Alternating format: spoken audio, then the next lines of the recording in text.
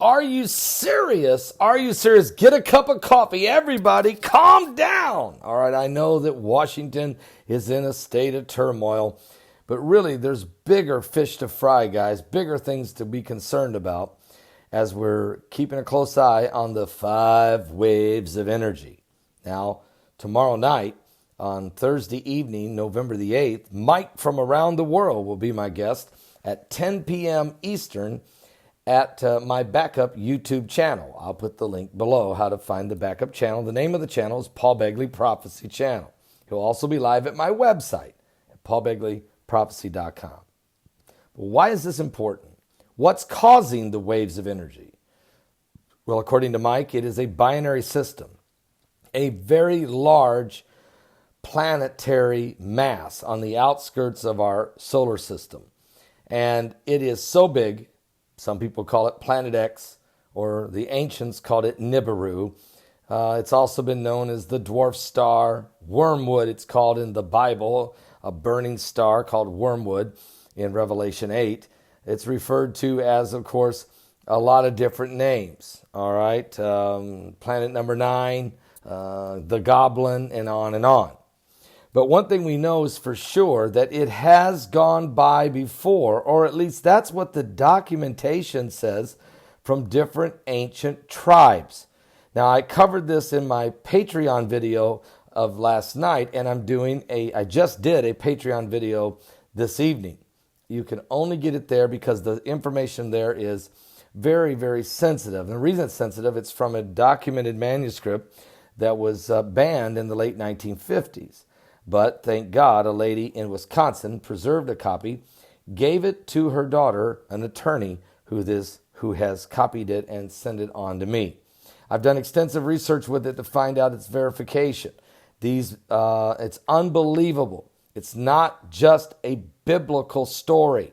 When the plagues were hitting Egypt, there was, of course, we know it was devastating in Egypt. But folks, there's documented history in different parts of the world that the same plague symptoms were going on.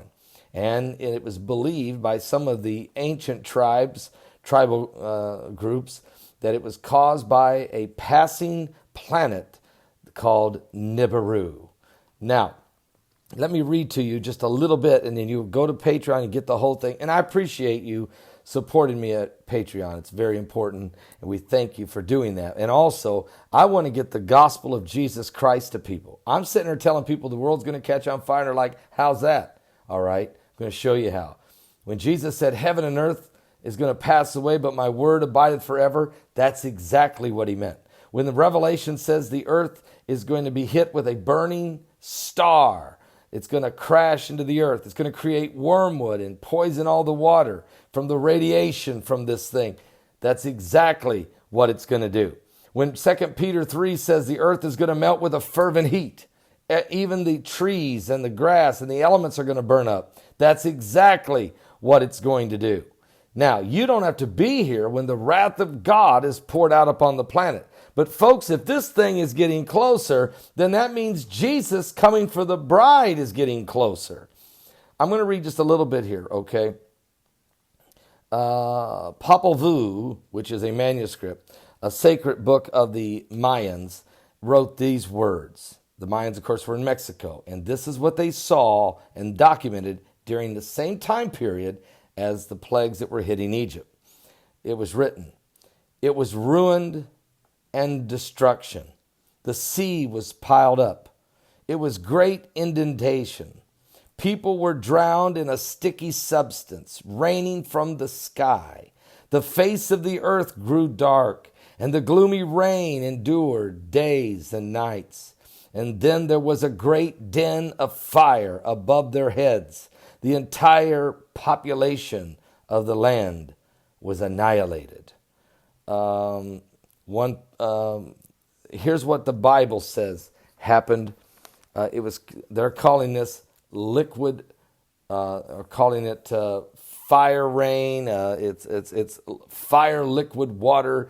They gave it different names, but here's what the Bible said happened in the land of Egypt. In Exodus chapter 9, verse 23, and Moses stretched forth his rod toward heaven, and the Lord sent thunder and hail, and the fire ran along upon the ground, because it was a liquid fire.